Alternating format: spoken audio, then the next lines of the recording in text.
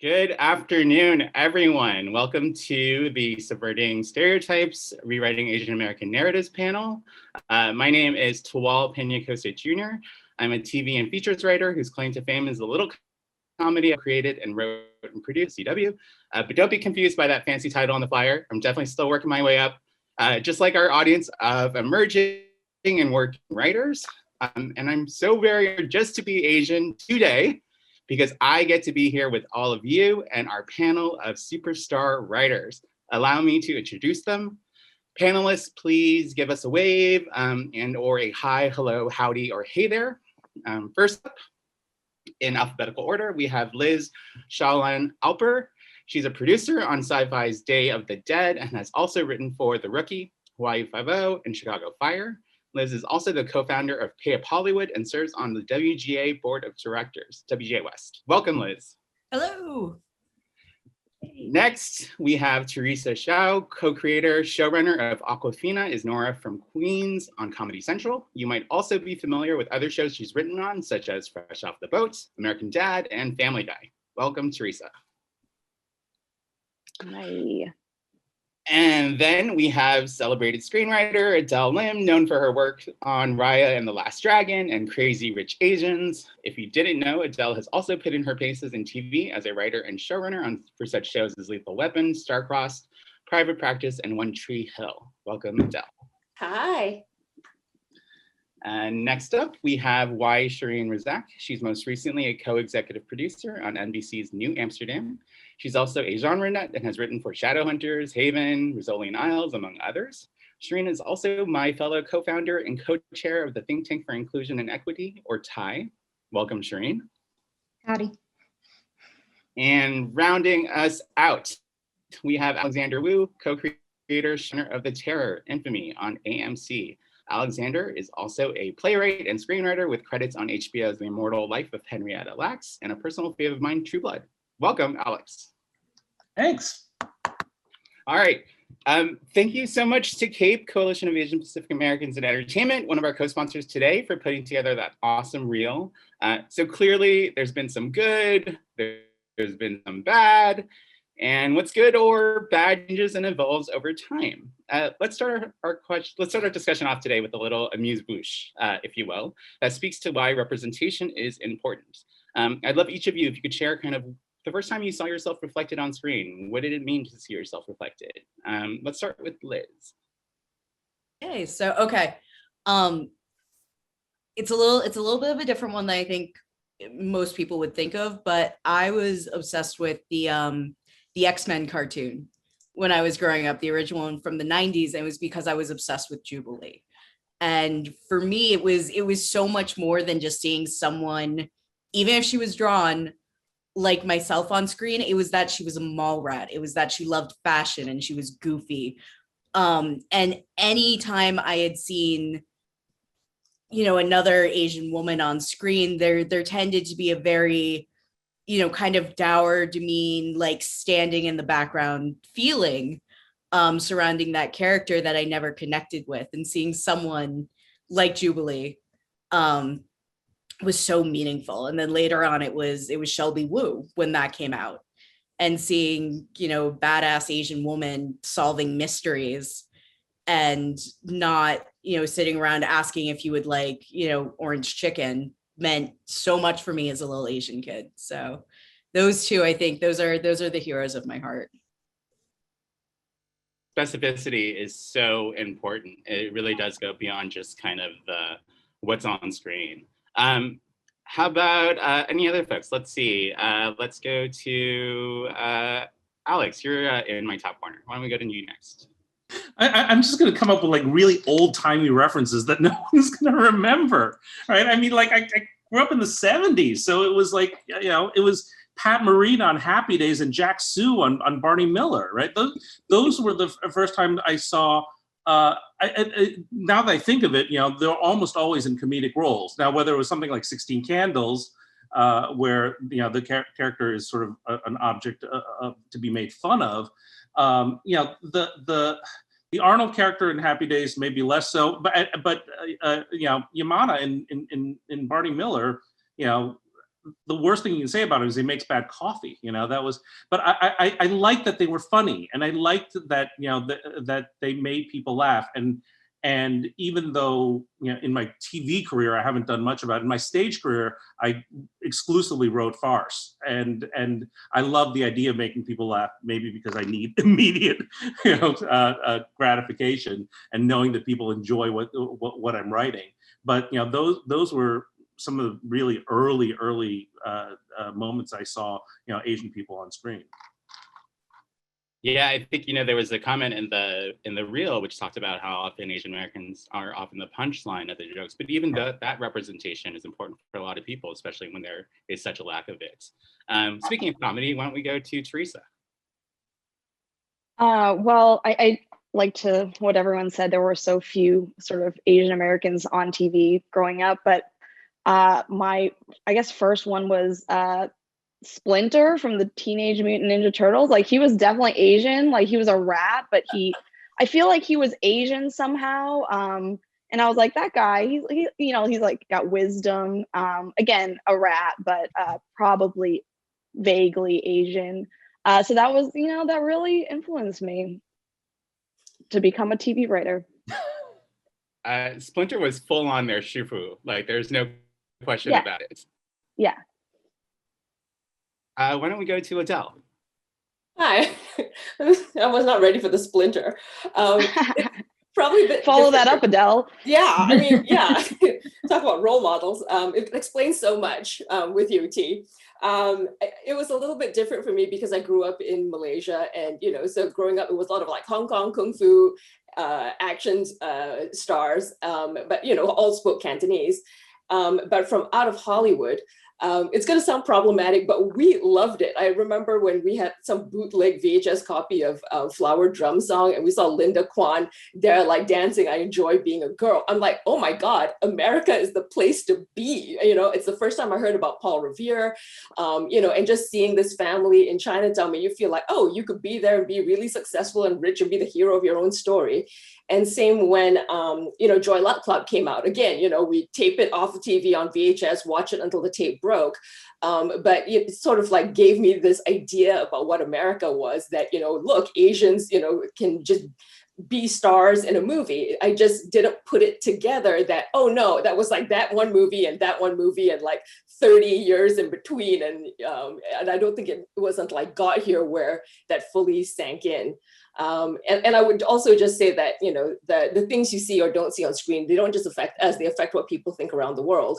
When my family would come to America, they would be almost annoyed that their cab drivers were not blonde-haired, blue-eyed Americans, because from everything they saw on TV, it's like, that's all America was, So, yeah. That is such a good point. I hope I'm not stealing a remark you're going to have later, Shireen, but you often talk about the work that we do is exported globally, Before we get there, I'll give you an opportunity later. Shireen, why don't you share your answer? When I saw that this was the first question, I panicked. I honestly panicked. I went and talked to my sort of husband, and I was like, what Indian representation was on screen? I don't remember. And he started listing off a couple. I was like, male, okay. And then what I realized is that I feel like I don't remember seeing a lead Indian female until Parminder Nagra on ER, but that's not even who I am. I mean, I'm South Asian diaspora. I'm West Indian South Asian. So I was racking my brain, and I can say, honestly, I don't feel like I've ever seen myself represented on TV or in film. And so I guess I kind of understand now why I put in a reference to Trinidadian food into an episode of New Amsterdam 2 seasons ago, I think 2 seasons ago. And the Trinidadian diaspora here in the US just like went crazy. And then recently, I guess it became available on Netflix in Trinidad, and Trinidad went crazy. And I was just like, oh, okay, now I understand. I understand. We don't see ourselves on TV. We don't ever see ourselves on TV. I think it also explains why so many of us grasped, at animation or different things, because we were so hungry for content that anything that remotely fit the bill, we were there for. So let's get into some of the nitty gritty. We're talking about stereotypes here, right? So what's so bad about stereotypes? Let's actually think about this in terms of what is our responsibility as storytellers. Shireen, start us off, please. Well, Tuwal and I are both co-founders, co-chairs of the Think Tank for Inclusion and Equity. So we talk a lot about stereotypes. One of the projects that we have is something called the Right Inclusion Tips for Accurate Representation fact sheets. And so the purpose of these fact sheets are to point out what are the harmful stereotypes about all underrepresented communities, where there's one sheet per community. And then we actually talk about what is the actual impact these stereotypes have had on each community in particular. So since we're talking about Asian Americans, I mean, what are the big tropes that we see? It's like the dragon lady, the hypersexualized woman, like we saw on the reel. For Indians, it's like the IT guy. Gosh, what am I leaving out? Tiger Mom, emasculated East Asian man, no threat to the white lead. And then just the dangerous, like they on the film, dangerous foreign other. And so what does that do to us? I mean, we're seeing it right now. People are being killed because of it.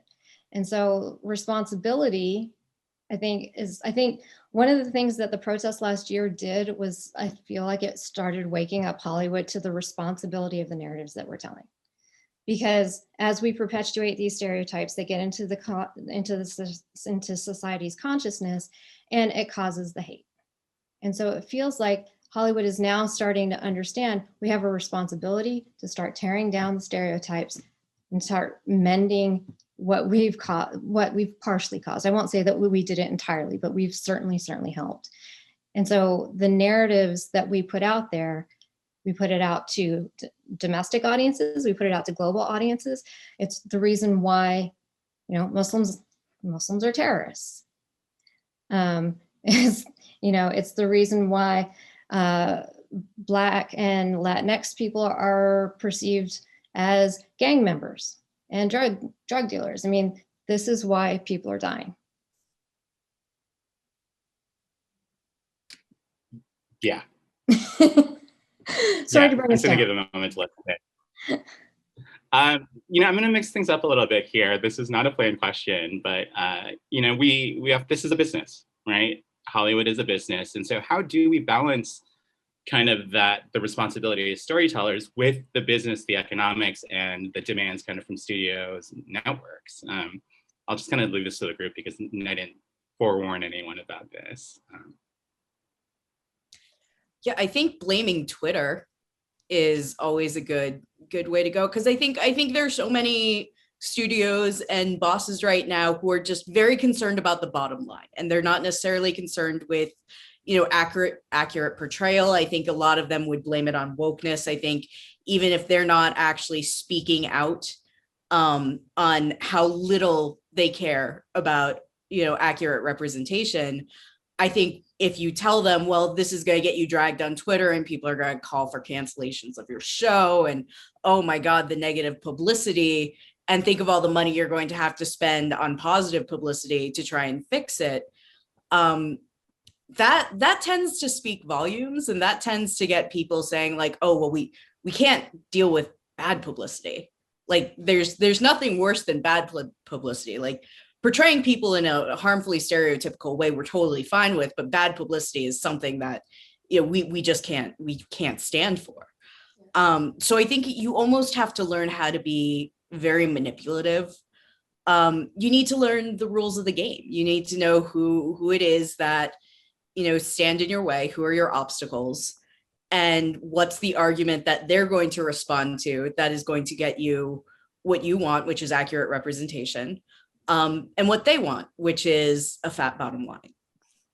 And everything Liz just said, and also the idea that, you know, these two goals are mutually exclusive, like fair representation as to how the world acts and, you know, profitability is ridiculous. I think it was just this last month, there was a report that came out with movies, major Hollywood movies, that the more diverse they were, the better they did. And it's not that because they led with, you know, look at our diverse cast, you know, like their cast just happened to be diverse. And it makes them money. It's just that Hollywood was just so used to doing things a certain way. And, you know, we're seeing that it just doesn't track anymore. It's hard to quantify what we do is the problem.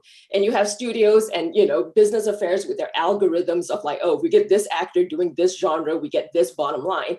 But we all know like that's, you know, it can work for some things, but really nobody knows what, you know, really makes an amazing TV show or amazing movie pop. But what we've seen in the last few years is like the audiences are so much more open and interested in, you know, in other cultures and other races, like in other stories, so much more so than the studio system has ever given them credit for. So, you know, again, I don't think it's a thing of like pick one or the other. You know, I think it's like we tell the stories we want to tell. And if it rings true, people will find us. Yeah, you know, the stereotype question was asked last year at the TCAs when we were doing press. So I'm stealing BD Wong's answer, where he basically said, you know, like a stereotype is a negative image. And because we haven't been able to tell our own stories for so long, and we've, you know, the stories have been told for us, there's been so much negative image that's put out there of Asian Americans and the Asian American community. And now we're finally getting a little bit of a chance to kind of tell our own story.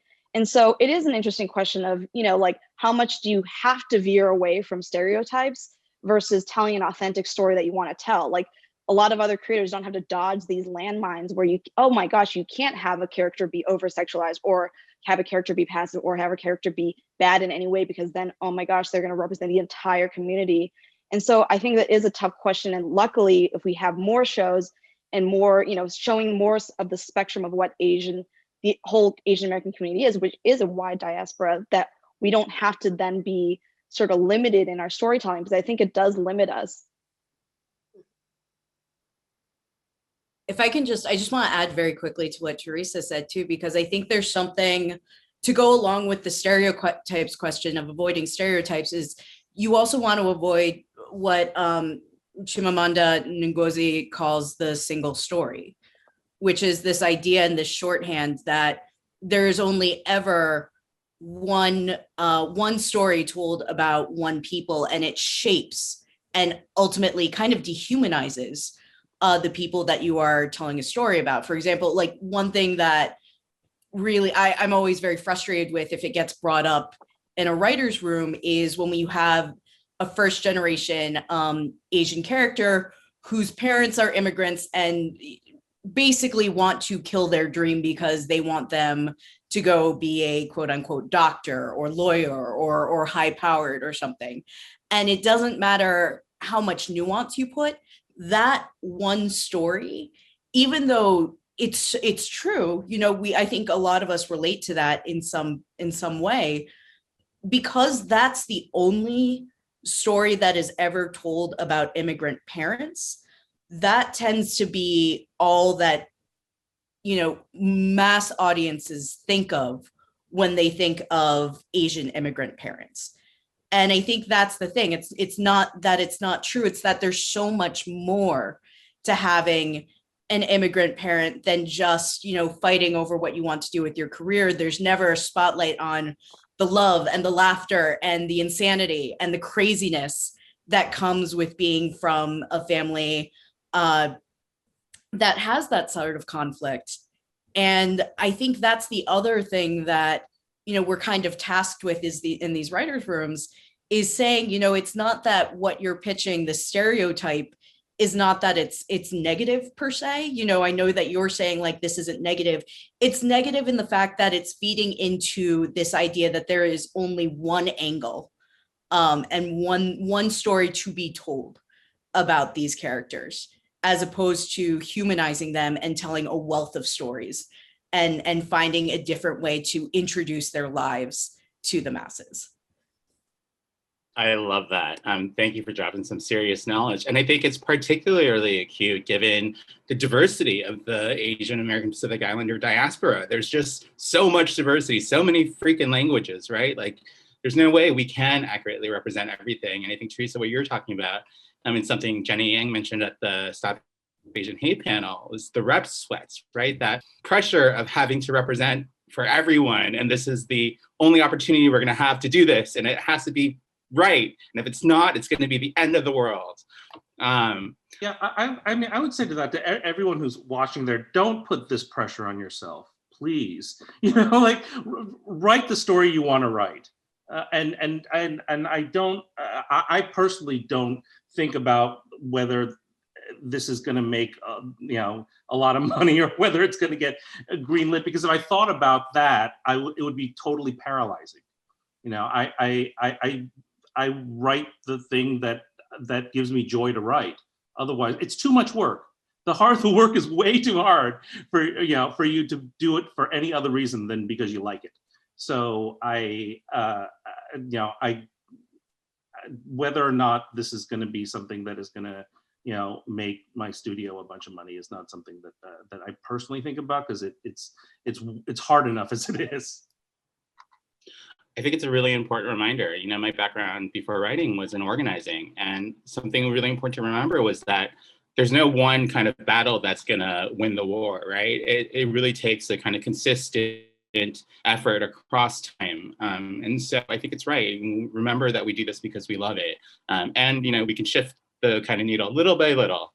And one thing just to, I think, talk about kind of I love, Adele, that you were talking about how, you know, the business and the creative doesn't necessarily have to be mutually exclusive. And I think there's also a report recently by McKinsey & Co., which talked about the African-American community and how studios are leaving like $10 billion on the table by not kind of creating content. Just think what that number is multiplied when you think about all kind of marginalized or underrepresented communities on TV and film. Cool. Let me go back to my questions. And I love that everyone is jumping in and having a conversation. So keep on doing that. Like, I will get it out of the way as much as possible. So let's go into, we've already heard some common tropes and stereotypes that we've encountered. I'd love to get a little bit more specific in terms of maybe a specific experience where you were kind of dealing with maybe the studio network or getting notes or whatever the case may be, where you were encountering some kind of tropes or stereotypes, and how did you handle it? You know, how did we fix it? Let's start this off with Adele.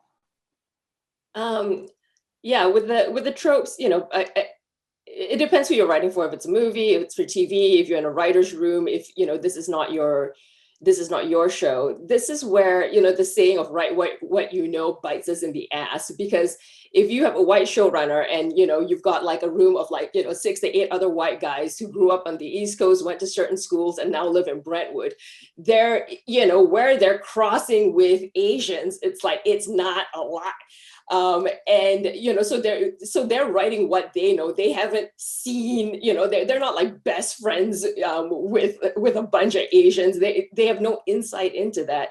And so a lot of stuff that they're pulling, I've realized, like, comes from straight up fantasy, what they think Asians are like, or, you know, and the issue for us, for writers being in those rooms, is it's a hard line for us to traverse of like wanting to, you know, you don't want to let that shit slide, but at the same time, you don't want to be the nag in the room, because, you know, I want to tell this to like writers out there, you're also looking out for yourself, because, you know, studios will have this whole woke line of like, yes, we want our stories to like celebrate diversity, and yes, we're doing that. Look, detective number 3 over here, you know, he's South Asian. Look, we've colored it up.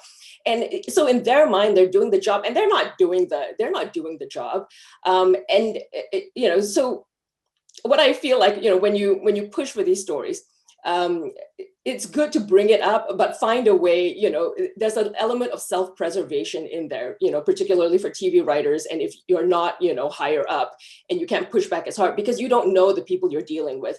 There are some showrunners where, you know, if you bring it up, it's like, listen, we've had like 3 sex trafficking stories, you know, in our procedural, and, you know, have them deal with like Asian women somehow being like either kidnapped or is brutalized or raped or like being found dead around a stripper pole, you know, some showrunners will be like, thank you for bringing that to my attention. We will fix that. You know, I've been in rooms where other showrunners get real quiet and don't want to talk about it, and then, you know, just kill stories because they'd rather just not deal with it. So, you know, there isn't one simple answer that's going to, you know, help your experience. You just need to read your field, need to figure out like what it is you want to achieve, find your allies, whether it's another high-ranking writer, you know, getting a beat on your showrunner, you know, if you have a good relationship with an executive, and again, look out for yourself, because, you know, part of this too is, you know, particularly with the AAPI community, we used to have a lot of burnout early on of like these amazing writers who just weren't tracking and weren't going up the ranks. But thanks to like CAPE and, you know, the Writers Fellowship and mentorship and putting us together, because again, if you're in the writer's room, there's like one Asian writer or two Asian writers, we gotta go out there, find our people, you know, find your mentors, find a way to, you know, to have someone to have your back, and, you know, and find a smart way to push for what you want. Because I will say this too, when I first started my career, you know, I'd let all this stuff slide. It's a story I brought up before on Las Vegas. I remember my showrunner, you know, gave me my first script, and I was so excited. You know, I had my pad and my pen, like, what's it going to be about?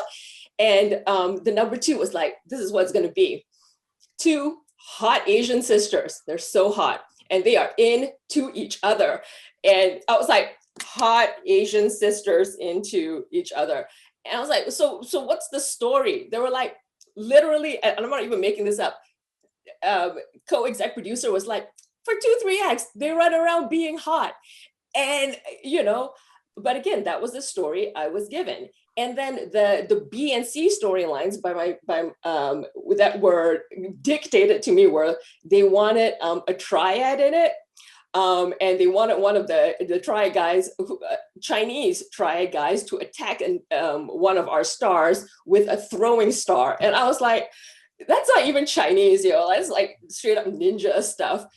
But that's what I had to work with. Now, my options were either like, I'm not going to do this, I'm insulted. But then I'd get my, you know, staff writer ass fired. And there's a bunch of Asian actors who wouldn't have gotten the job. So you do the story, but I tried to, you know, turn it on its head. I tried to make that triad thing. I tried to do a tongue-in-cheek thing about like, you know, counterfeit handbags and, you know, make a quip about the throwing star.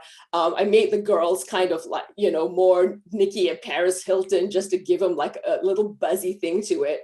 But was it my proudest moment? No. And, you know, if you dig deep, you'll find the episode and my name's on it, and oh God.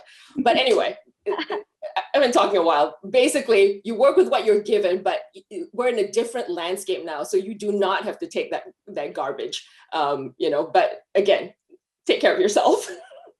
This speaks to a time, like, because I was there, that, you know, that show had famously toxic people at the top. And God bless you for being able to get through that. There's a little less of that now, but still there. But one of the things that I may be strongly outvoted on this. A lot of people give the advice that, like, just if you can get a job in a room, you can go into a room, take it. And I would advise be selective, because if you are in a situation that's abusive or toxic, everyone as a writer is constantly developing until such point that, you know, your memory sort of leaves you. You know, you're constantly getting better and better and better and better. And if you're in bad situations, it will make your writing worse. It'll make it hackier, or it will make it a number of things that are detrimental to you and your long-term career. So if there's any way for you to see a situation, even though it's an opportunity, if it's a bad situation, it could actually be more detrimental in the long run. And just to add one little thing, I know it wasn't part of your question, Tawal, so I apologize, but, you know, we've also seen in the last few years the outing of a lot of bullies. And as TV writers, all of us have stories, you know, like as long as our arm, about like abusive, horrible, terrible people who we've worked for, or actors. And, you know, to understand now, like existed because we all collectively allowed them to exist. And it is a different landscape now. Even the Asian community, we have each other, we have organizations, we have a voice. So you're not going to be, you're not going to be out there, a voice in the wilderness all by yourself. But to find ways to really advocate for yourself, don't let yourself get steamrolled, and do not let yourself get bullied. There's no excuse for that now. No apologies necessary for interjecting at all. I think a lot of what Adele, you were talking about earlier is, Hollywood is a bit of an echo chamber, right? And it goes back to that single story that Liz was talking about. If that's a single story, that's the single story that a lot of folks in Hollywood are hearing or seeing, because those are our references, right? And that's often what you hear in the writer's room. Like, we've seen this already on the show, or they did this, let's do this. And that's kind of the source of all of this information. But I think it really is important to kind of remember that it's the long view, as Alex was saying. There are also some awesome, quote unquote, awesome stats in the chat that speak to a lot of this. The TTIE recently did a report, and we did find that underrepresented writers are twice as likely to be penalized for speaking back on problematic content. A lot of that is because they are in the lower levels, they're not advancing. Title repetition is much more frequent amongst underrepresented writers than it is among their kind of overrepresented counterparts. So people aren't necessarily advancing through the ranks and getting to those places where they have creative decision-making power. Does anybody else want to speak to kind of incidents where you've dealt with kind of stereotyping in the room or features and how you handled it? Well, it was really funny for me to see in that video the sort of bad Asian, like a clip of Family Guy, and then to see like a clip from Nora from Queens is like everything's really coming full circle for me here. But I did start off my career in a room where there were actually more guys named David in the writers' room than there were women. So, and not to name names, but I think you all know what that room was. It is like Adele said, it is hard to actually be the person who has to be the police, and you never want to be that person, especially in a comedy room. I think there's sort of that the Friends lawsuit or whatever, that you just kind of allow things to be said. And part of it too is people make a lot of bad jokes, and if you're always going to be the one kind of being like, that will kind of bring you down, and so you are. There's a certain point, right? And I think we've sort of come to the level in the last few years, even not even the last 5 years, but in the last few years, where it is more okay for people to go and say like, that's not okay. But I would say that should be something that's not just a burden on us as people of color and women, but that should be the upper level people who have been there for a long time. That should be the sort of like old white male showrunners who have been there and be like, okay, you know what, maybe that was okay to say before, but now that's not okay, because we can't have it always be on us to be the only people saying things. Yeah. That's so true. I mean, in terms of having upper levels, because that's one thing. One of the biggest things I feel like is a problem right now is that there's not enough underrepresented upper level writers to help the lower level underrepresented writers, but also to protect them. Because like the day that we were breaking a story that there was going to be a bomb in a club, and I was just like, I was having the sweats of, okay, I have to say this. I'm like, can we please just make it clear that it's not a Muslim terrorist, please? But it causes you so much anxiety just to have to say that out loud. It would have been so much more helpful if there was an upper level underrepresented writer or an upper level white guy who could have said that instead. Yeah, just kind of to Shireen's point, I just really hope that there are a lot of white people here today watching this as well. Like I genuinely do. Because I think the more I was on a show where I was the only person of color, and Madison Bateman is here, everybody. I'm very happy that Madison Bateman is here. Thank you, Madison. Thank you for being here. But I was on a show where I was the only person of color, and it was the most lovely experience because everyone in that room said, we want to make sure that we're doing this right. So if any, we understand this is a very, very small room and we're lacking a lot of voices. So if anything feels wrong, if anything is bumping anybody, if anyone has a problem, we're here to listen. We will talk it out. And I think every single time I flagged something, that, like the guys in the room, it was two white male showrunners who were immediately like, nope, we're listening to this. We're hearing what the issue is, and we're going to fix it. So, having that experience with a room full of white people was amazing. And it's something that I wish for everybody here. Like that would be the loveliest gift to give everyone in this panel today, is to have an experience like that.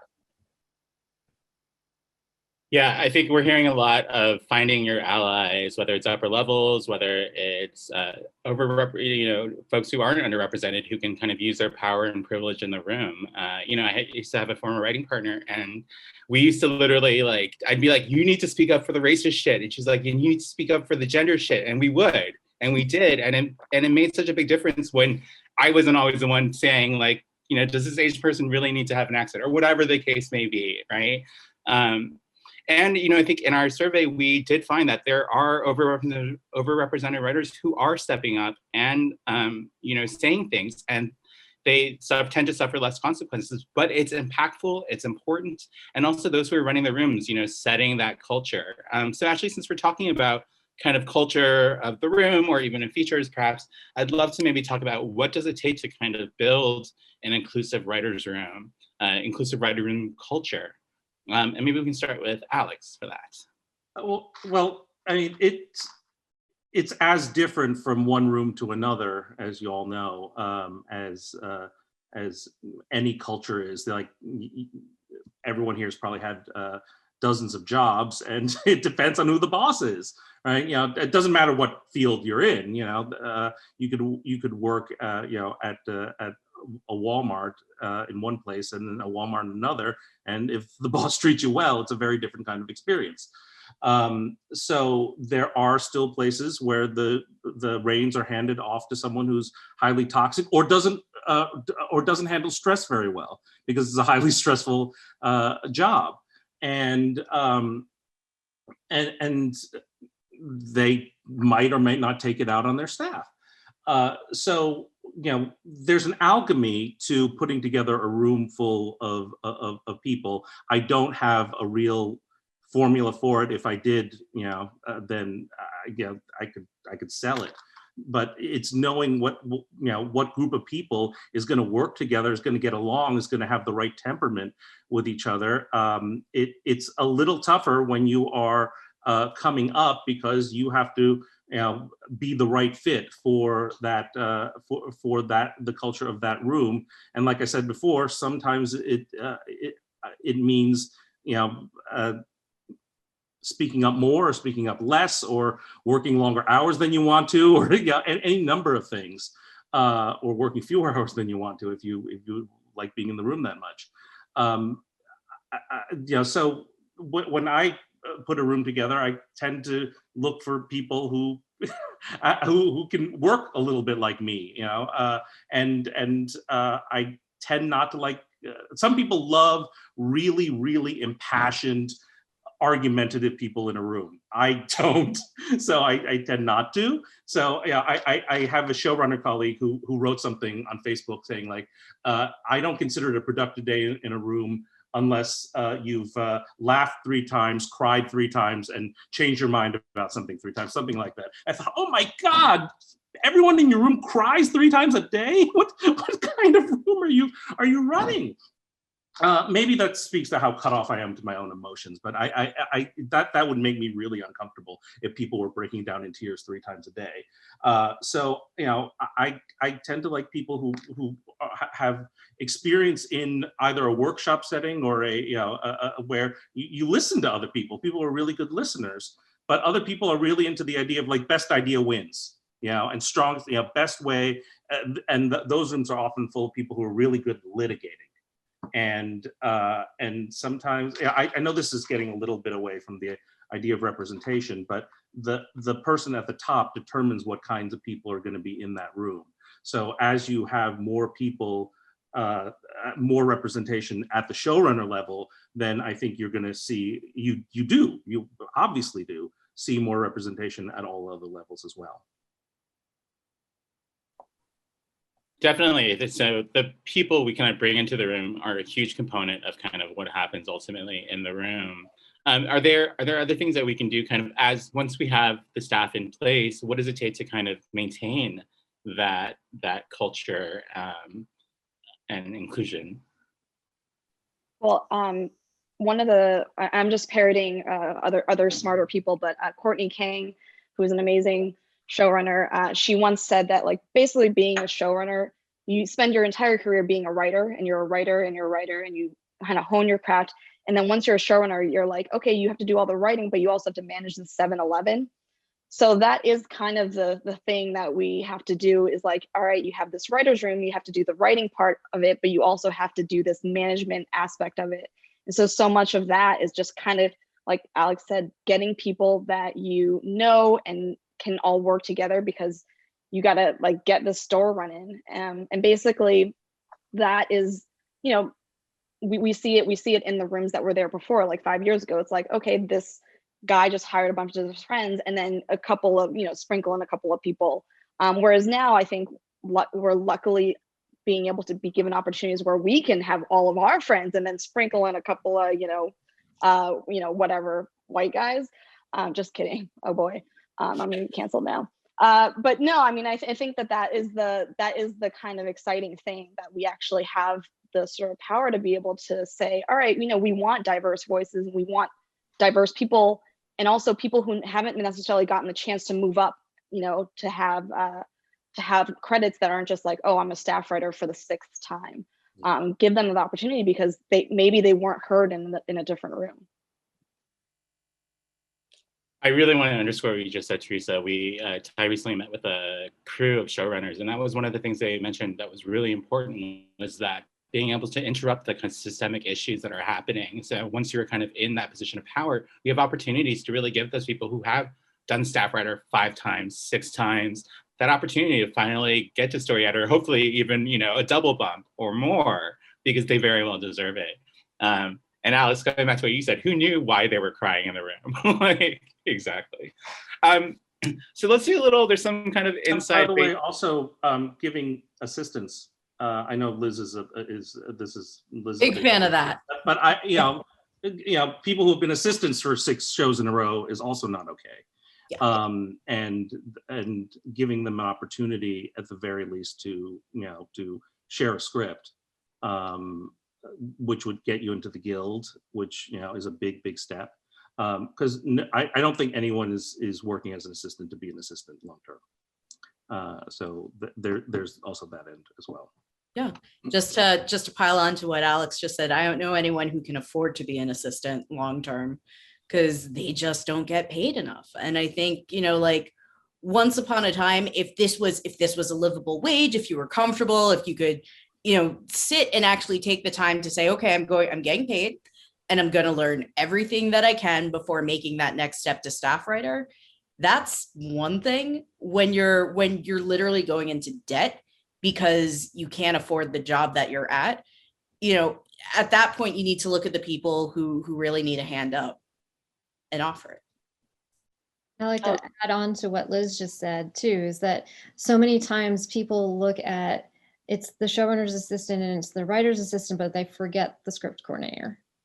The script coordinator is there also to be a writer. They just happen to be shoved off in the other room and don't get to sit in the writer's room, barely have contact with people, but they want in. They want in just as much as the showrunner's assistant and the writer's assistant. Yeah, I was a script coordinator for 2, maybe 3 years. And for those of you out there who are writer's assistants, everybody wants to be the writer's assistant. You're in the room, you might get the script. Yes, but as a script coordinator, you can have your own office and you can work on your own specs while somebody else pays you to be there and covers lunch, ideally. Yeah. And that's why I'd also like to add, because we brought up the whole assistant thing, a lot of assistants who get promoted may not look like us because if the showrunner doesn't look like us, showrunners promote the young'uns who, like, he reminds me of when I was a young, whippersnapper out of USC, and he sounds like me. I like hanging out with this young guy who, like, hero worships me, and I'm going to kick him a script and I'm going to bump him to staff writer. And that latitude may not be extended to you. So it's great that we're all showing up to these things, and they send all the minority writers to, like, the minority panels and the woke panels. It's like, we already know this stuff. If you look at, again, more studies, diverse showrunners hire diverse staffs. We're already doing these things. And so the issue is, like, we want the people who are not doing these things to do those things. But to be helpful in this one, so it's not just like a rage vortex, the programs have been amazing now, so if you are a writer's assistant or you're a script coordinator and you still need that in, whether it's CAPE, whether it's like the Disney program, the Warner Brothers program, there are all these really amazing programs out there who can give you that leg up that you may not be able to get on staff. Whether it's meeting with executives, representation, other writers, people who can, again, help you get in, because you do need help getting in. Everybody does. And there's also, I hope I don't mangle it, there's a new program that Liz also helped to put together that specifically speaks to kind of support staff and really kind of diversifying the ranks. Is there a specific name is the? Yeah, it's the, we're calling it What's Up, because we fucked up and we didn't put a U word where the T was supposed to be, as everyone in Twitter has actually, called us out on it for. But it's the Writers Access Support Staff Training Program that we've been so fortunate to be able to collaborate with the Writers Guild Foundation. We've hired a couple of the education coordinators from IATSE 187 who teach how it is, what you need to know to be a writer's assistant, to be a script coordinator. And our intention was to make sure that we could flood the industry with underrepresented candidates for this job. So it goes beyond just BIPOC voices. We're looking for disabled candidates. We're looking for LGBTQ candidates. We're really looking to make sure that we can promote true diversity and inclusion at every level of the way. Because I've talked to enough showrunners who are like, I'm looking for these underrepresented candidates for these jobs, and I can't find anyone who has experience. And you can't get experience if you can't get those jobs. So let's get people, whatever the equivalent of experience is, so we can get them into these rooms and then hopefully start rising them through the ranks. So we just closed I believe yesterday was the last day to apply for this session, but we are going to be it's going to be 3 sessions a year. And we're going to be continuously doing those throughout the year. We've partnered for this session, we've partnered with Sony. And the idea is at the end of graduation, we'll send out a list of all of our graduates to all of the studios to say, these guys are ready to work, hire them, send them to your showrunners, get them jobs, get them into your rooms and get their voices heard. So please keep your eye on that. I don't know when we're going to be opening up for the next session, but I know we're going to, and I'm very excited for it. And just a shout out for Liz. Liz drove Pay Up Hollywood, this program. She serves on WGA boards, and I've been in meetings with her where she is fighting for all of y'all. So if you, follow her on Twitter, and if Liz asks you to do something like, you want to be a team player, like, do it. I love you, Adele. I do. Adele has actually seen me angry, which is very rare. Amazing. So people get on that, apply to the next round. So I see there's a ton of questions coming up. I just have one last question for our panelists, and then we'll move into the Q&A section. But, we talked a lot about different, at the top when we were looking at all those kind of the sizzle reel and then how you were reflected, there's lots of references to animation, to features, TV, comedy, drama, sci-fi, fantasy. So curious to know kind of when we talk about the different genres, like how do these issues kind of manifest differently? Maybe this is a little inside of baseball, but like, for example, in comedy, sometimes we're trying to be satirical, right? But it can be misconstrued and in fact, reinforce the various stereotypes we're trying to change. So how do you get around that? How do you deal with that? our resident comedy expert, Teresa. Can you start us off? Yeah. I mean, I think obviously from what you saw in the video, it's like for so long we've kind of been the butt of jokes, and that was really difficult. And now we're finally kind of, oh, people actually people see like Asian people can be funny too, women can be funny too. Oh my gosh, that's so crazy.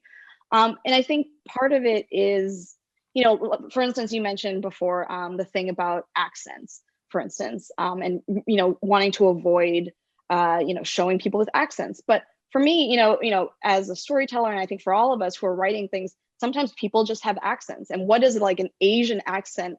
How is that different from someone just having like a Boston accent or having like, a Long Island accent? Like really, it's just the way someone learned how to speak English, and they know a whole other language that you don't know.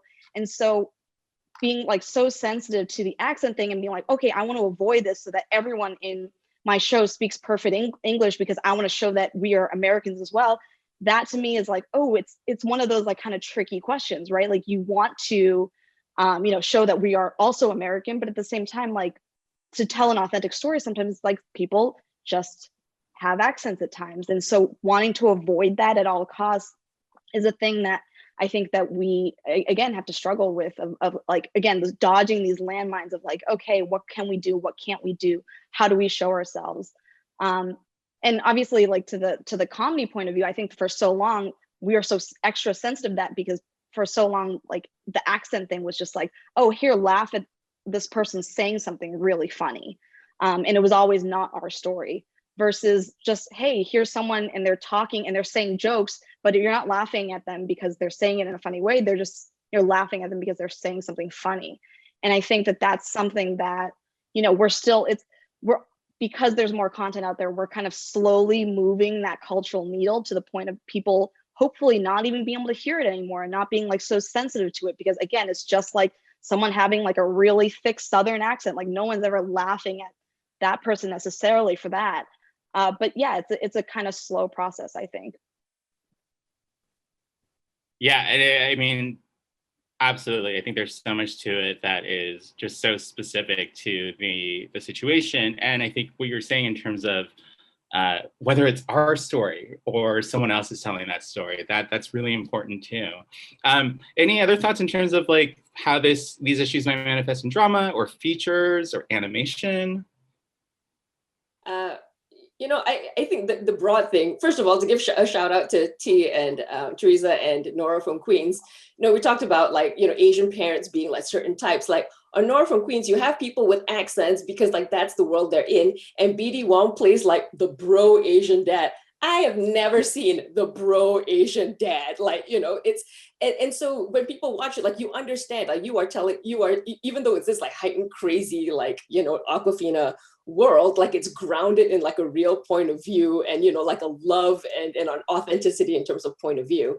But for, when you're talking about like stereotypes and how to be aware of them, I feel like the big lesson I've learned in the last 5 years is like, don't write for a white audience. Like, don't write for, if you write Asian American characters, that they're not coming from a place of like being defined by, white society, of how white people are seeing them, or how they think about how I'm representing my character to white people.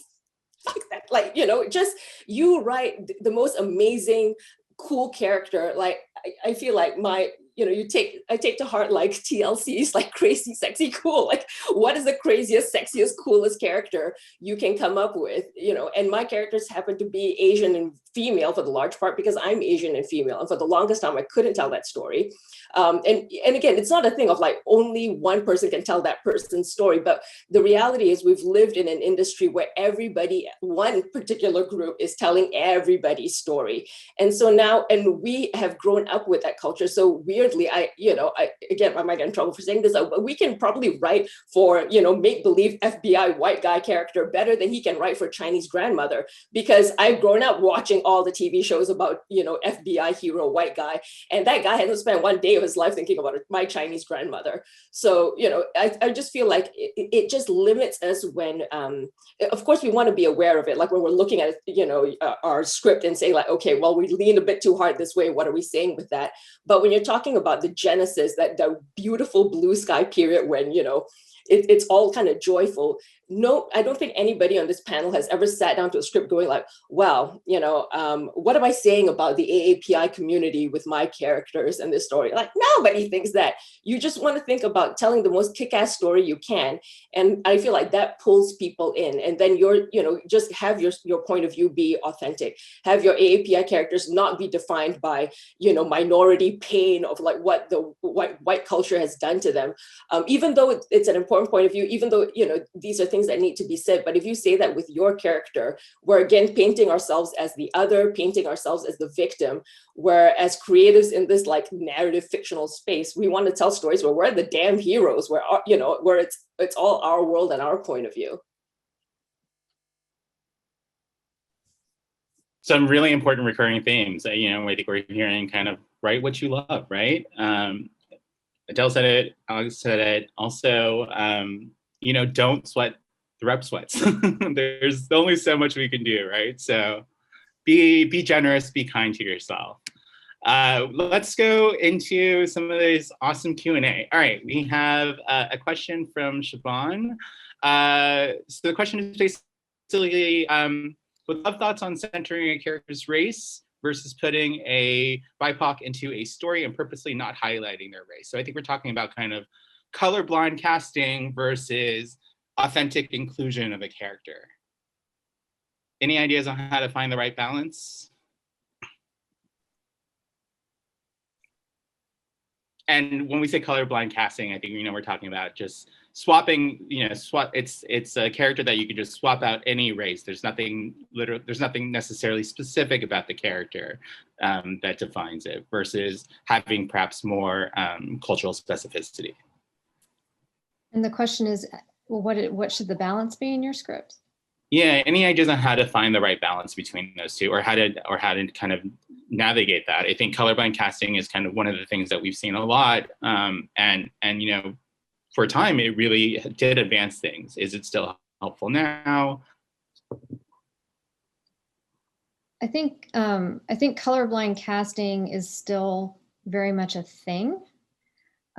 Me personally, I think I prefer if we're telling authentic stories, like infusing a character with their background in some fashion, because I feel like your background, I mean, as a person, because we're writing scripts that are about characters who are supposed to be people, right? I mean, as a person, my background certainly influences how I act in the world. I'm American for sure, but I'm also South Asian, I'm West Indian, I'm Muslim, I'm all kinds of things that inform the choices that I make. So I feel like it'll make your characters richer and more distinct. Yeah, I think to build off of what Shireen just said, someone mentioned it in the comments, but I think color conscious casting is what I always try and strive for. And I think a lot of it has to do with, it's not that I'm putting a flag in the ground and saying I claim this script in the name of, you know, my Taiwanese brethren everywhere. But I think when I write these characters, I've seen and let me back up for a second. When I am on a show, and I am a mid-level writer transitioning into upper-level writers, so I am just now getting into a point where, you know, I'm in that sweet spot where I can say things and not immediately get fired. When you say colorblind in an episode of television, 90% of the guys who are submitted tend to be white. Same with the women. It always just tends to be like, it's never actually colorblind.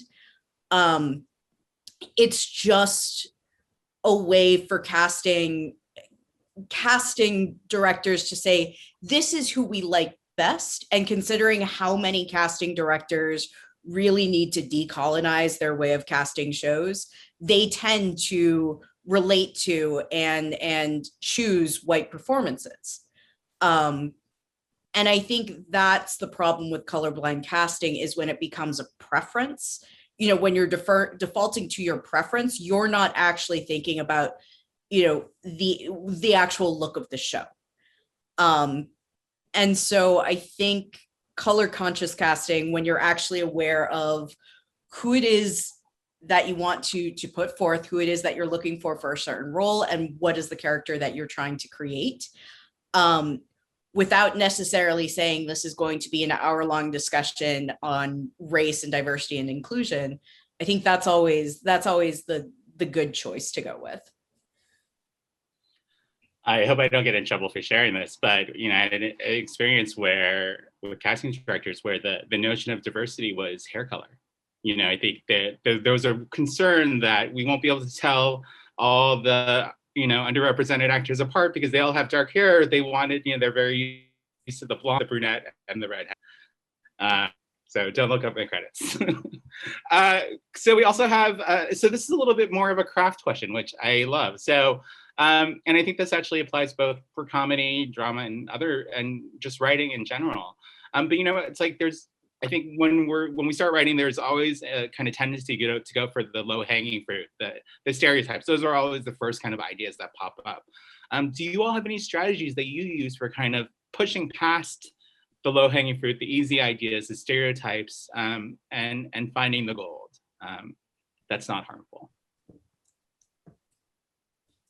Well, that's a great question. I think it applies not just to stereotypes, but just being a writer in a writer's room and being asked to pitch ideas.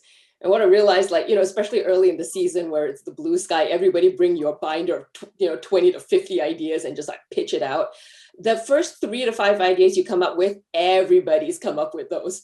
And so it's like on you. That's how, particularly if you're a lower level writer, and that's where you kind of show your worth in a room, you know, because the assumption mostly is like for staff level writers or people who haven't been in a room before, they're not going to be able to get like a great first script off of you, you know, chances are. And so a lot of the lower level writers, like you show your value in becoming like idea story machines, and, you know, just coming out with interesting takes. And again, like all, you know, there's low hanging fruit for all things, you know, and stereotypes and characters and like, you know, easy, like, you know, human trafficking story, you know, like Asians in a cargo hold, like every procedural's had like some version of that. But if you're going to tell, like, what's a better take on it? What's a new take on it? What's a take that doesn't feel like easy and go and, you know, something that, it's a cool story because I've seen it on another procedural, you know, and so I feel like it's more craft that it would behoove all of us just to, like, you know, just push more for, you know, for all the story ideas that we're bringing to the table. Other thoughts? Sometimes you just have to swallow that terrible joke that you have, that's the low-hanging fruit, and just not say it. I mean, I sometimes you still say it, and everyone's just like, when you hear the groan of everyone else kind of like, ooh, or like the side eye that you're getting, I mean, that's when you know you kind of did like a little oopsie. And then, you know, like obviously in a comedy room, you just kind of have to keep pitching, and that is one thing that we've all said things that are probably a little bit like icky or weird, or just like, oh, that was the easiest joke you could possibly make. But maybe now just don't do it anymore. And even if you think it, because, you know, we've all had these like horrible thoughts because this racism is ingrained in our heads, but just like, nope, snip that out of there. From a craft perspective, if it comes too easily, then it probably is too good to be true, right? I'll say, just as a counter to what Teresa said, sometimes the good ideas are built on the dung heap of the bad ones. So if someone does throw out a bad idea, there may be something good to come out of that. Because, you know, out of your shitty idea, someone else might be able to pull something that is maybe the flip side of that, or a take on that might be worthwhile. So I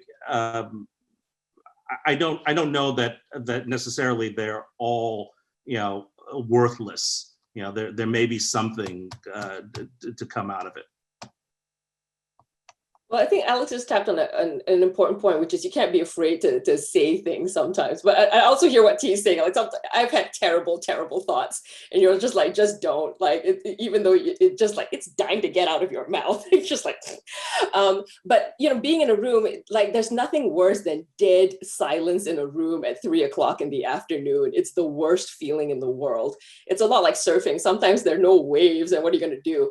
And it takes the people who are just pitching out like the mediocre ideas. Or what a lot of us do is like we started off by saying like bad pitch is X, and so like it starts, you have this great idea, the character is kind of stereotypical, it's just like, okay, this is how the story normally goes, but I think it's great for us, like how can we put it on its head, how can we whatever, and it's about like promoting like good room culture of like, it's fine to have a moment of silence, it's fine to say something that's not genius. The last thing you want to do is like have the anti-pitch room where somebody says something that's like a B- idea, and you're like, oh God, how long did it take you to come up with that shit? And then nobody else wants to pitch anything. Yeah, my thing was mostly just like that low-hanging fruit joke that is like maybe slightly offensive that always gets said. I'm like, sometimes I don't have to necessarily say that, just swallow it up. But I do agree, like, a lot of times you throw out a bad joke and then someone pitches on that joke and then it actually becomes a good joke, or at least you become so tired that you think that is a good joke and then you put it in the script.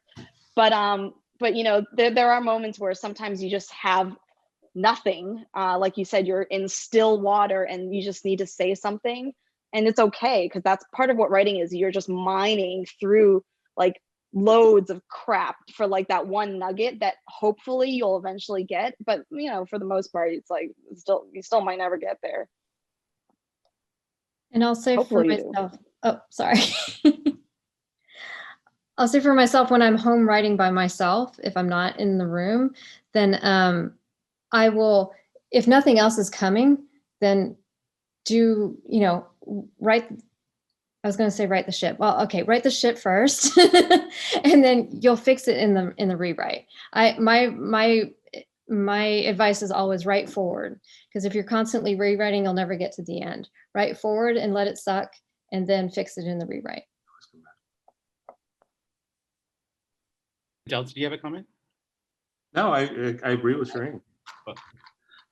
Sweet. Okay, so here's a part craft, part business question from Jerry. How do you handle situations with your managers or agents if/when they don't understand a cultural or ethnic POV in your work?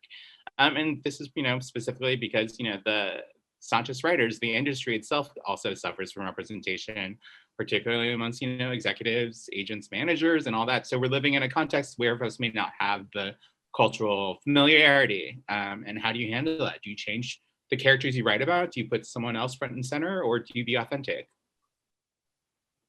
I don't do. I'm sorry, go ahead, Liz. No, I was going to say something snarky. Please go before me. And maybe the same thing. Smart. I've never had a rep of mine, give me notes on anything. I mean, that's not what they're there for. I mean, you have other people who you should probably trust more, for your work. I don't know, but that may be just me. I want to voice Liz's like snarky comment, which is like, why are you getting notes from your rep about your characters? Like, who cares what they think? Like, their job is to get your ass out there, put you on generals and hype, be your hype machine. But to your point of let's say development with studios and networks, and you're right, like even though everybody, all the major companies are like, this is a new world, we want to tell diverse stories, our development team is still 90% white, but we're so open to it. I've had a lot of showrunner friends where they're pitching things that are culturally specific, and it's harder because if you're a white writer and you go in there and you're like, I got this idea for summer camp, and everybody in the development team was like, we've had cool summer camp stories too, we understand that. Whereas if you're pitching your world, they may not understand it, and it's not their fault. And so it's not fair, but it is on us to sort of like present the world, and not in a naggy sort of like, you should do this because you want to be woke, but present the world just like, oh my God, you guys, like you have not heard like this story and this character, and like, my messed up like, uncle running his like, mahjong gambling den, and to present that world in a way that seems like exciting and cool to them, because they are not as familiar with it. So, I don't think you should change your characters and be like, oh, well, if they don't get character, this character, I'm going to put like a more vanilla thing in there that everybody gets. I don't think anybody's ever sold or made magic by watering down their material.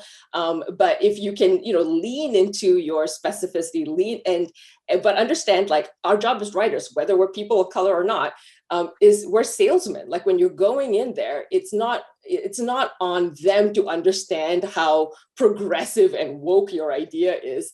It's on you to sell how amazing and fantastic and full of life and original your story is. And I feel like that's one of the places we have an advantage, because a lot of the characters that are in our worlds and the worlds we want to build are things that could be new to them, and and before they would view new as terrifying and too big a risk. But I do feel like that's changing. I do think that's something that when you go into a room, to kind of know and understand that there might be some questions that may come off as a little bit offensive, of like oh my God, you guys really do that? And you're like, yikes, microaggression. But that is something that, like, just by existing, we are going to be changing that narrative. And again, like, that needle moves really slowly, but if we are able to put more shows on the air and put more stories on the air, but you kind of have to play the game. You kind of have to be like, yes, we do that crazy thing, and here's how we're going to tell that story. And it is really hard, because sometimes you really have to swallow a lot of like weird little things that you're like pissed about and you can tell your friends about later, but that still is part of the game, a little bit of just kind of going in there and having, again, like, weirdly having to explain your humanity. It sounds ridiculous, but we had to do it all the time for various shows I worked on, being like, oh yes, this is something that these people actually do. Yes, explaining to people multiple times. So to your reps, to your executives, it's kind of just practice, and that's something that hopefully as time goes on, we have to do less explaining of ourselves to other people, and they can just see it on screen.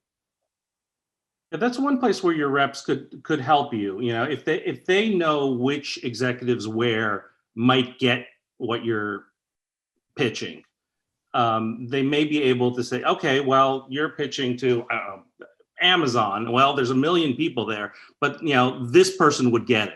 So let's see if we can get this person in the room with you when you pitch the show. I'm working for Netflix now, and one of the things I'm developing is set in the SGV, and lo and behold, I have 2 Chinese execs. So it's the people who would get it. I think that's where your reps, regardless of their ethnicity, if they're sensitive to what the material is and what the story is, a good rep would be able to steer you towards a good executive who would be able to hear and understand your point of view, and then champion it along the way to people who don't.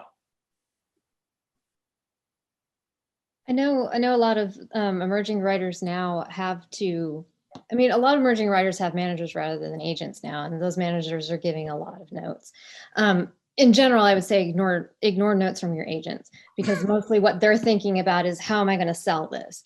But I think your manager is probably thinking more about how am I going to present you in the world? So if they're giving you notes that you are clearly based on they don't know your culture, I think just be honest with them and say, this is something very culturally specific. Let me explain that to you.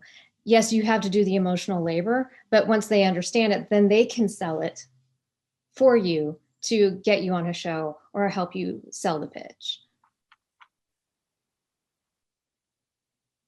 So important to remember, your reps are there to help you, but you also have your community of writers to rely upon, and absolutely please depend upon them. We're all in this together. I'm also hearing kind of that going back to, I think this is kind of a nuance to the write what you love, but especially, if you're working in development, there's a job, part of the job is selling, right? Is pitching the idea. And if you make compromises, you may not love the material as much.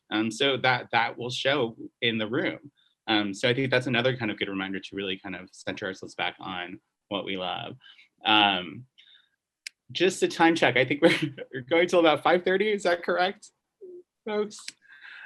All right. let's see. We've got a couple more questions.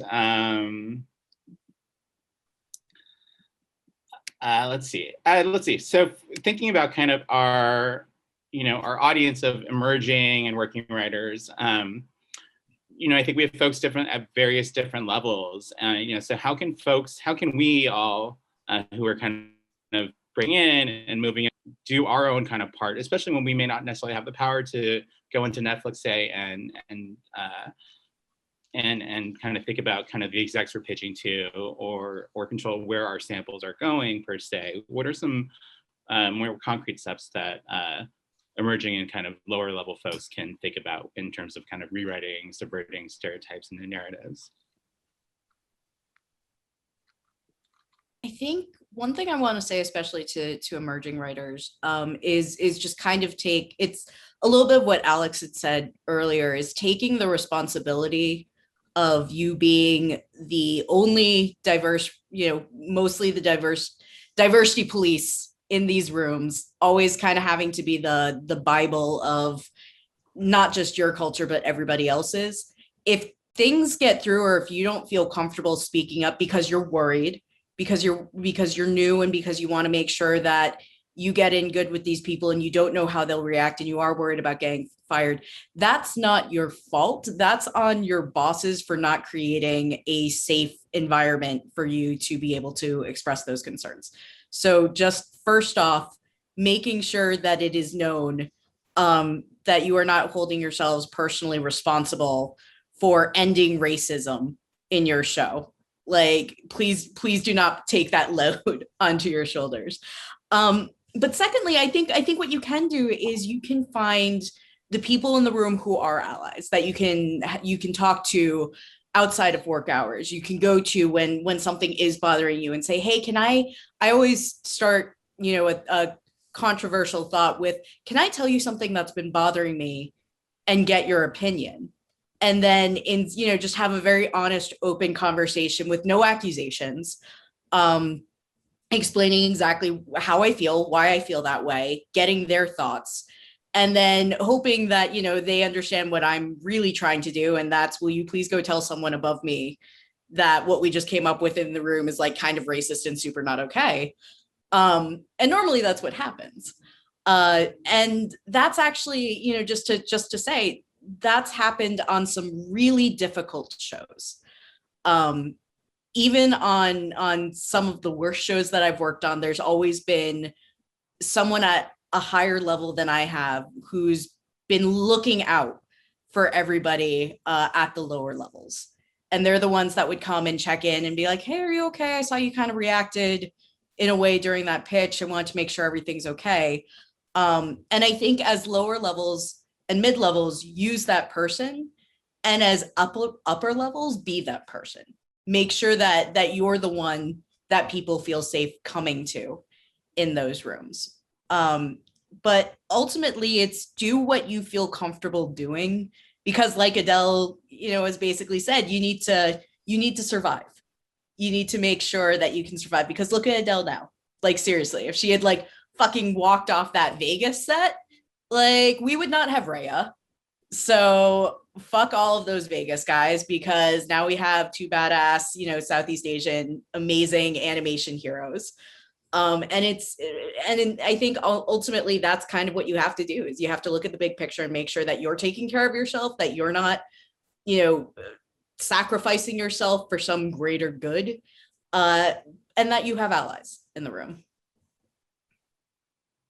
To build off of what Liz is saying about taking care of yourself, this is a more sort of really holistic piece of advice that speaks to even, if you've never written a script at all, period, is, do stuff that is good for you. And that can be very different from one person to another. If you think of yourself almost like an athlete, what are the things that are going to make you better? Eating a bunch of junk food probably won't. Working in a toxic environment probably won't.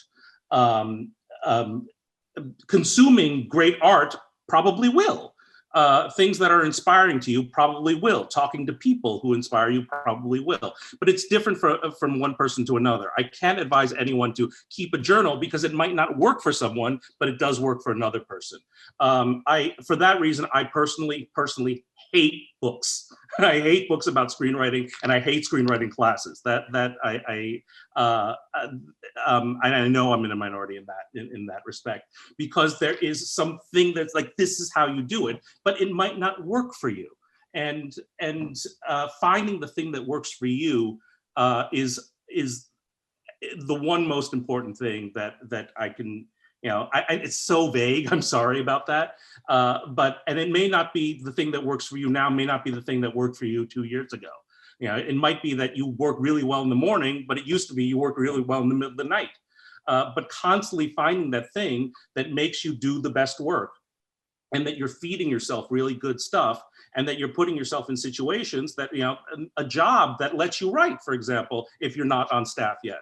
A job where you're not beaten down, a job where you're respected, a job, ideally, this would be the ideal entry-level job that I would wish for everyone, is a place where the people at the top really take an interest in fostering you, and really building up your skills and building up your confidence and giving you an opportunity. That was what I would wish for everyone. And that's not always the case. So I would say pass up those opportunities where that's not the case, because that could be detrimental in the end. But you have to find what particular thing is best, to feed your own artistic soul, so to speak.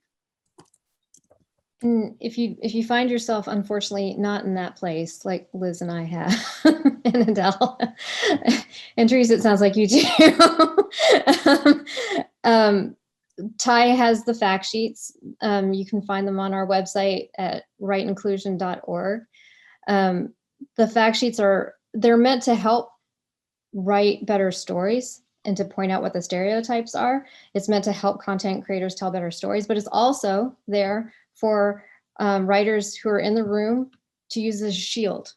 It's like, I'm not saying this organization's saying this. So, and you can say, the stats say, here it is, if you feel comfortable doing that. Just to add on very quickly to what Shireen said, we actually did this on my last shows. We printed out all of the TTIE fact sheets, and we made sure all of the writers had them. And then whenever there was something that was brought up, like literally someone would pick up the TTIE fact sheet and be like, guys, I mean, right here, this paragraph, this is a no. We can't do this. Like, it's in the fact sheet. And we would all be like, well, we can't do it. It's in the fact sheet. Like, change a different story. But it ended up like helping us create so many different amazing stories, and kept us from falling into the trap of, stereotyping characters and retelling stories that had been told a million times. So seriously, go to the TTIE website, go download their fact sheets, go check out everything that they're doing. It's an amazing organization. It's really incredible. You guys also just had that amazing survey come out, which is huge. Like, they're doing the work. They're incredible. So please go give them your money and give them your time and go give them your views. We paid her to say that. Thank you. A lot of money. Checks in the mail. Venmo you after. We have about 5 more minutes. There's actually one more question in the Q&A, and then we'll kind of wrap things up. This is kind of a development question, and I've seen this issue a lot, both like on a lot of the kind of WGAW message boards, and in the survey we also found this, that a lot of underrepresented writers are being approached for what they call an authenticity pass. Have any of you ever dealt with that or been in a situation, and how do you navigate kind of that, especially as a lower level writer who's kind of being sought for, who loves being sought after for this project, but you're feeling a little tokenized perhaps? It's like we're all looking at Adele right now. Yeah, this is my sauce. I think you want to come in, and especially if you're like a new writer, of course it's going to be hard to turn down opportunities, but also it could be a great opportunity. And so you want to explore that, and you want to explore motives behind them asking you to come on. Are they actually interested in having this story be feeling authentic and genuine? Or are they asking you to come on because they don't want Cape to chew their asses out on Twitter and make them feel embarrassed about this? And you're going to get a sense of that real fast. I think, for Crazy Rich, for example, like there was a script, but that was before John Chu came on, and John Chu and I worked together. And so when I came on it, I had a TV career. I had zero interest in getting into features, and John was my friend. And so we had a very, very frank discussion about what we wanted to see in that story. And same when we met with the producers, like, just being completely honest. And same when I went into Disney's Raya, like they were very early on in their process, but they still had some versions and, like little kind of a screening up, if not like a whole story. And that was the same thing. I viewed it as like, oh, well, this could be a 4 to 6 week job. I'm going to go in there and be completely honest about what I think this story needs and needs to be and what I would change about this. And you do that. Like, if they come to you, you're like, all right, I've read this. This is what I would do. This is what it's doing right. This is what it's doing wrong. And if they're like, okay, and, bye, then you'll know.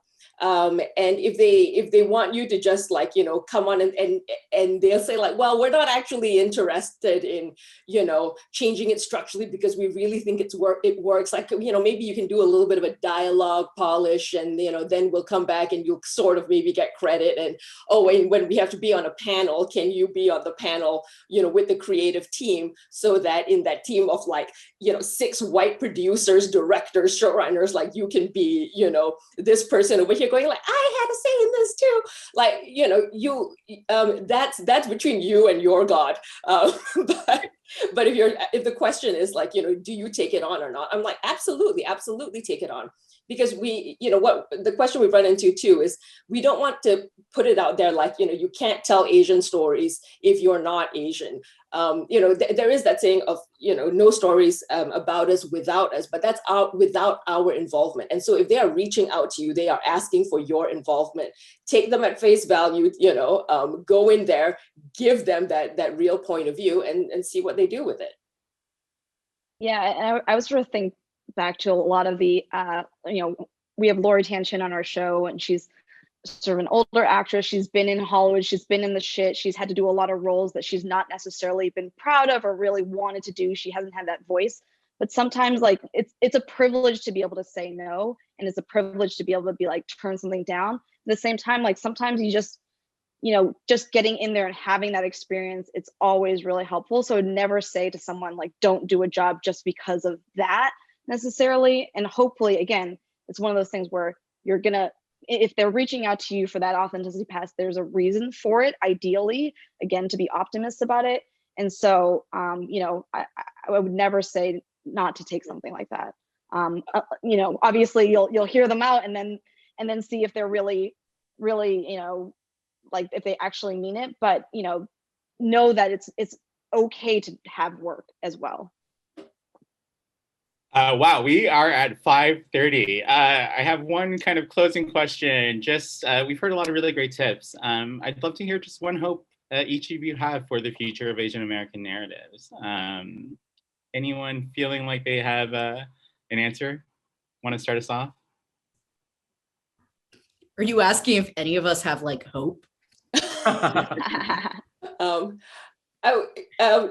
quick add to that is like, freaking bling empire. Like I've gotten into so many fights with like older Asians, weirdly, who, start the conversation with like, oh, what is bling empire saying about us as a people? And does this not contribute to Asian hate? I'm like, people who hate Asians are going to hate us anyway. They're not going to hate us extra because of bling empire. I just, for the hope for what our stories tell us, that I want to be able to have bling empire. I want to be able to have like more serious things, crazier things, I want us to have like all kinds of insane stories that run the gamut so that we get away from that, seminars like this don't become necessary anymore, that, we're worried that we're being represented one way because, I want a reality show of us like running around being total assholes because I haven't seen that from Asian people. So that's my hope, more Asian assholes. Hang out with my family for a weekend, Adele. I'll be very quick. I would like it so that we don't have to rise to be the cream of the crop. in order to succeed. I would love it if I could just be as mediocre as any white guy that I've ever worked with and still make like a shit ton of money, and have their kind of career. Like that is my dream and that is my wish for everybody. Yeah, my hope is that we don't have to do these kind of panels anymore where we're talking about being Asian all the time, where we can just kind of be ourselves and not be like, oh, by the way, you're Asian again. And then to go to any meeting with an executive and have them not ask, so what do your parents think about your career? That'd be pretty cool. Shireen, Alex, you said hanging with your family. That's your one hope. I was joking. My family aren't assholes at all. They're mostly lovely. I hope to be making more stuff that doesn't have to. I don't have to keep punching through walls to get there. For all of us, not just for me. And I wish for almost exactly what Adele is wishing for. You just have everything out there that anyone that shows an entire range of inspiring and admirable, but also frustrating and infuriating, and everything in between. Well, I will yes and to everything that everyone has said, and you've taken all the good ones. So I'm going to say one that's a little more shallow, maybe. I want more AAPI romantic leads. I want to see us falling in love on TV and on film. Crazy Rich Asians was not enough. Not enough. That's a good way to More end. smoke shows. Yes. Well, thank you to all of our panelists for joining today. Thank you for every single thing you've written, you have yet to write. Changing Stereotypes is truly about changing culture. And I hope today has paved the way for more writers to build a stronger culture of inclusion in our industry and in the world. Thank you all, everyone. That's a wrap. Thank you to all. Thanks everyone for Thank coming. you so much. Thank you guys.